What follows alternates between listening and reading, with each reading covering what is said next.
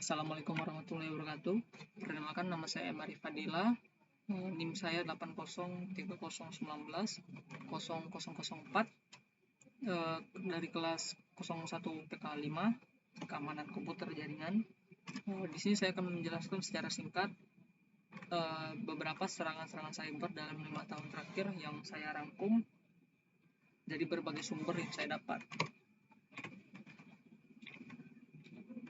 Serangan pertama itu ada ransomware WannaCry.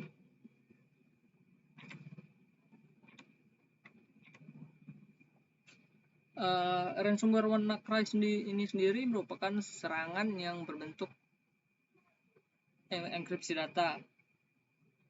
Karena WannaCry ini sendiri merupakan tipe serangan berbentuk ransomware yang mengenkripsi data dari korban yang diserangnya. WannaCry ini sendiri menggunakan eksploitasi Windows yang bernama Eternal Blue. Eternal Blue ini sendiri itu merupakan sebuah alat yang dibuat oleh NSA atau National Security Agency dari Amerika Serikat.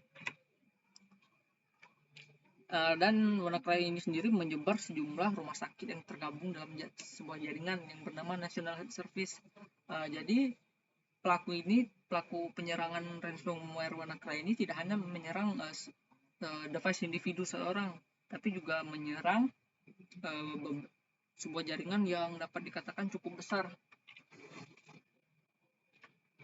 Nah, jadi ransomware ini sendiri, WannaCry, dia menyerang pelakunya itu, kemudian mengunci dan mengenkripsi data dari perangkat yang diserang. Data yang diserangnya ini ada di dalam device yang diserangnya, tapi data itu dikunci dan dienkripsi menjadi sebuah format yang tidak dapat dibaca oleh OS yang diserang. Dan kerugian diperkirakan 53 triliun. Jadi pelaku ransomware WannaCry ini setelah dia mengunci dan mengenkripsi data, dia biasanya meminta imbalan agar enkripsi dan kunci dari data tersebut dilepas. Tapi para pelaku ini tidak meminta sejumlah uang tunai, dia meminta uang secara digital seperti mengirim menggunakan PayPal. Namun ada berbagai sumber menyarankan agar tidak memberikan imbalan tersebut, karena biasanya para pelaku setelah didapatkan uang, dia tidak membuka kunci dari enkripsi data tersebut. Nah, karena masuknya lewat jaringan, dan seharusnya sekarang beberapa orang memiliki kemampuan untuk dalam keamanan jaringan, biasanya harusnya telah menemukan celah dari WannaCry ini dan memperketat keamanan pada jaringan. Jadi supaya WannaCry ini tidak menginfeksi device-device yang lain lagi. Selanjutnya ada SimpleLocker. Nah, SimpleLocker ini sendiri serangan bertipe Trojan, tapi sebenarnya juga merupakan ransomware. Nanti akan saya jelaskan. Maksudnya di sini Trojan itu dia itu seperti software resmi dari sebuah perusahaan atau developer, namun tidak hanya terlihat mirip. Tapi jika kita teliti, kita dapat membedakan software yang benar-benar resmi dan merupakan Trojan. Nah, jika ransomware WannaCry menyerang perangkat menyerang perangkat PC device melalui jaringan, SimpleLocker ini menyerang perangkat Android. Jadi ruang lingkup serangannya cukup kecil, itu ada pengguna Android.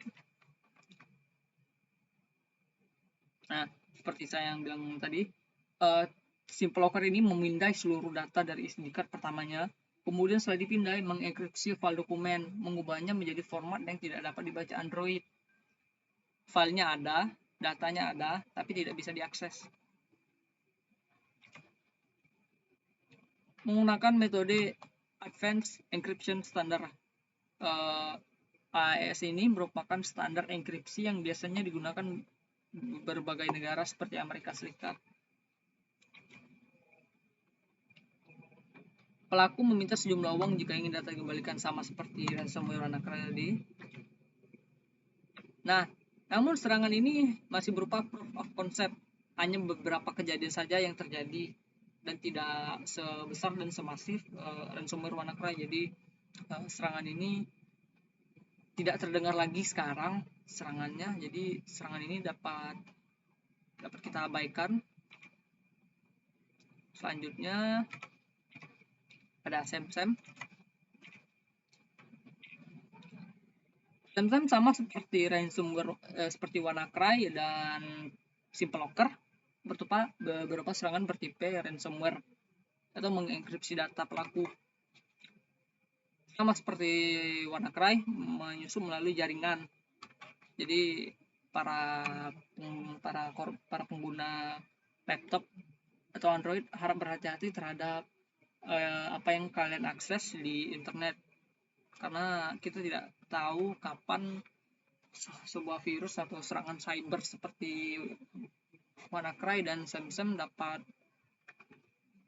menyusup ke device kita, karena kita tidak tahu kapan menyusupnya, dan kita hanya tahu ketika serangan itu terjadi dan data kita telah terenkripsi. Sama seperti WannaCry, serangan terbesar ada pada institusi kesehatan.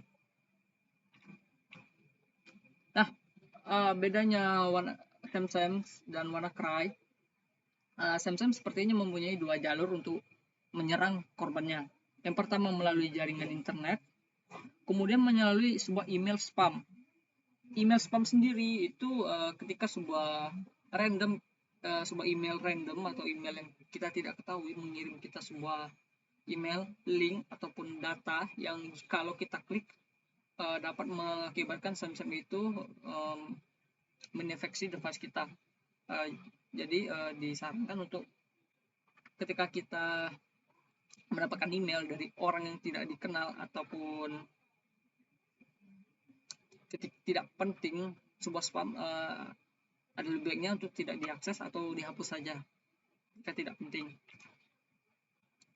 Nah, biasanya para pelaku penyerangan SamSam ini, ketika sistem yang diserangnya lebih besar, maka dia akan meminta tebusan yang semakin besar pula. Nah, itu pencegahan terhadap selain mengamankan, memperketat keamanan jaringan kita harus lebih teliti dalam penggunaan terhadap email. Yang terakhir ada Dark Hotel. Nah, berbeda dengan tiga serangan itu tadi, Dark Hotel sendiri ini bertipe serangan berbasis hotspot WiFi. Bukan merupakan ransomware. Jika ransomware mengenkripsi data, maka Dark Hotel tidak mengenkripsi dan tidak mengunci data.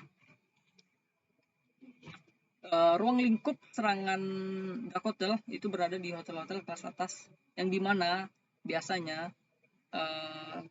diisi oleh pebisnis kelas atas atau orang-orang kaya.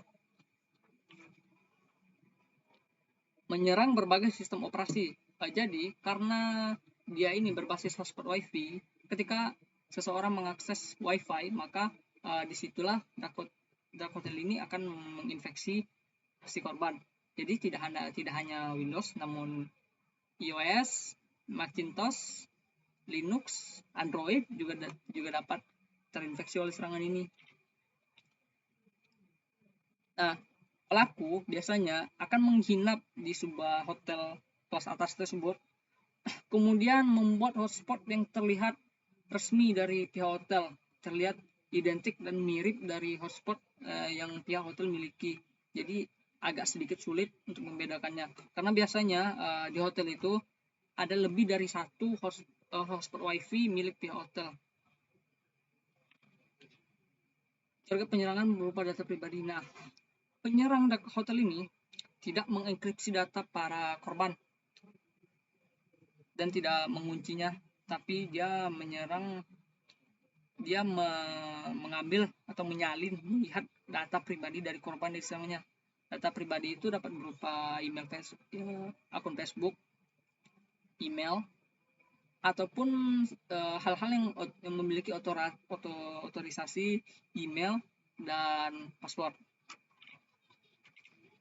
Oh ya, dan maka dari itu untuk menghindari penyerangan dark hotel ini, kita dapat berhati-hati untuk menyambungkan device kita terhadap hotspot wifi. Atau untuk langkah yang lebih bagus, kita bisa menanyakan terlebih dahulu kepada pihak hotel ketika kita akan menyambungkan hotspot wifi tersebut, apakah hotspot ini milik pihak hotel atau bukan.